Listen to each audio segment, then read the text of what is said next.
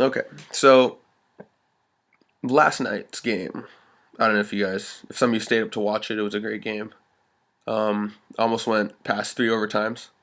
I believe it was the fifth longest game in NHL history. I want to say I don't know about history, but yeah, no, definitely history.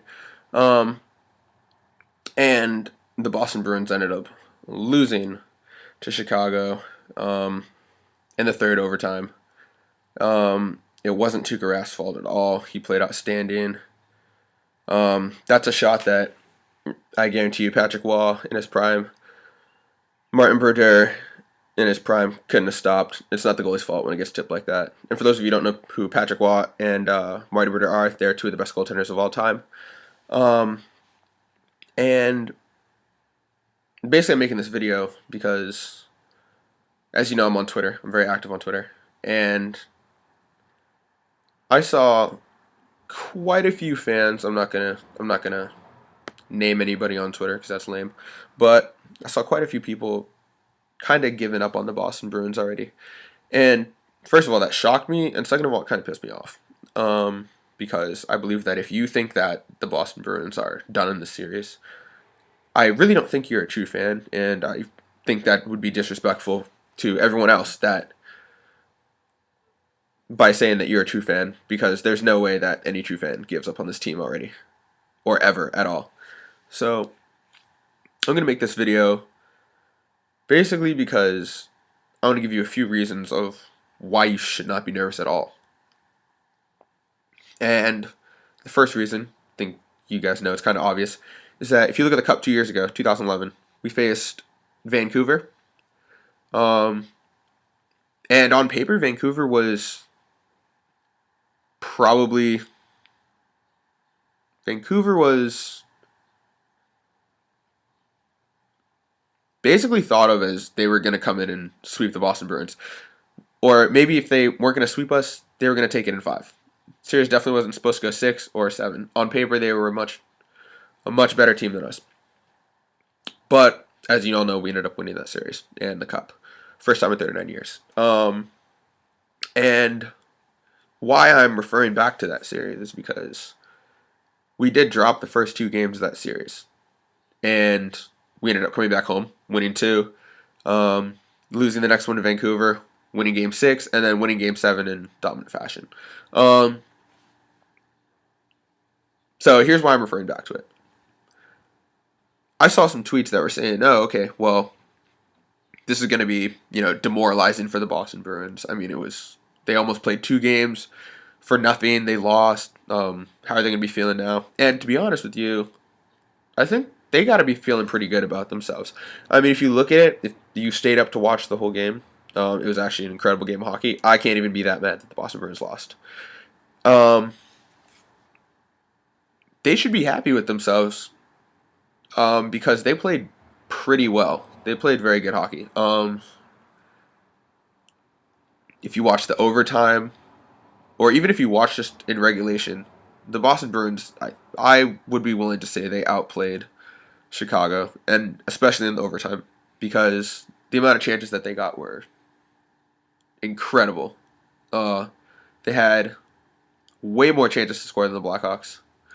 Um, and their they were quality chances. They weren't just like, shots from the point that took a crazy bounce and Crawford ended up getting them. So to answer those people who say that this was a demoralizing loss and that Boston is probably tired, their morale is low, really got to look back at 2011 because those first two games we ended up losing, but the way we lost them were pretty bad. I mean, in game one, Raffi Torres scored, I think, in the last minute of regulation. And then in game two, Alex Burrows scored seconds into overtime.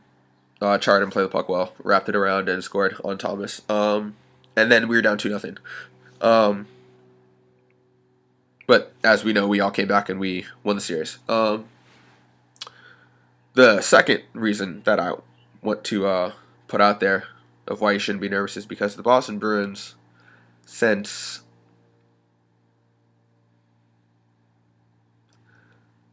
2009, if I can remember back this far, are 5-0 in a playoff series when they dropped game one.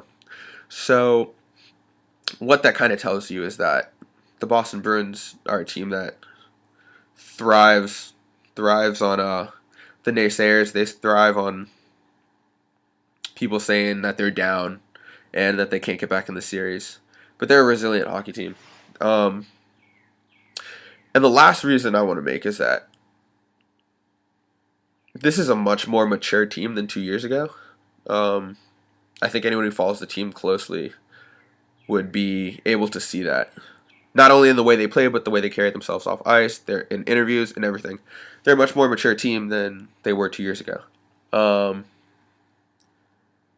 And I don't know if you guys can find a way to get the post-game interviews of last night. You can see Tuukka Rask, and Tuukka Rask faced, I believe it was 63 shots. I want to say it was 63.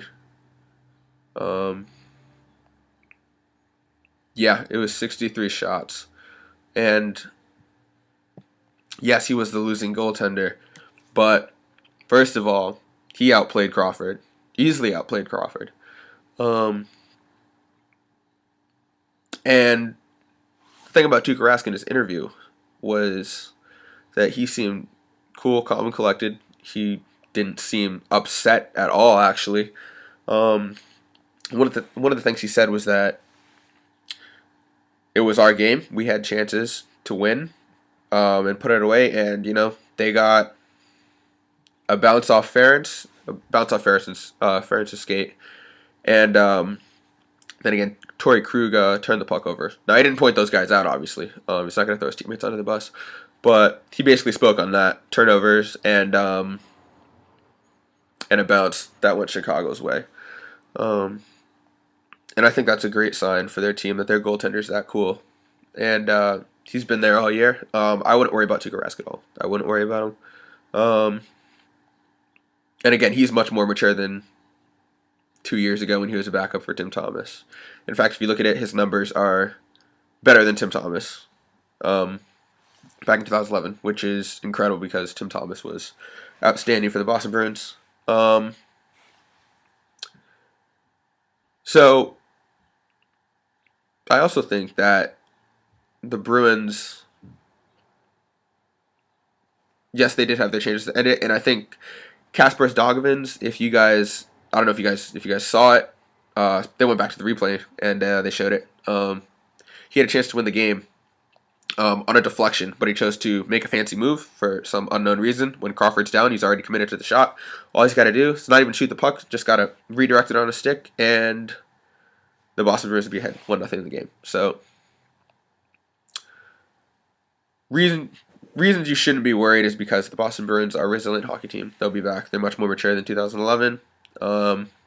Is there a possibility that they'll be down 2-0 coming back? Yeah, anything could happen. I doubt it. I really do. I think they'll make some changes. Hopefully Horton is not gone for us. That would be terrible. But even so, I think we're a very deep organization. We can call some guys up. We can put guys in different places. I think we'll be fine. So, to all you people that say the Boston Bruins, killed the morale, I don't think so. Reevaluate yourself as a true fan, and have hope in Boston.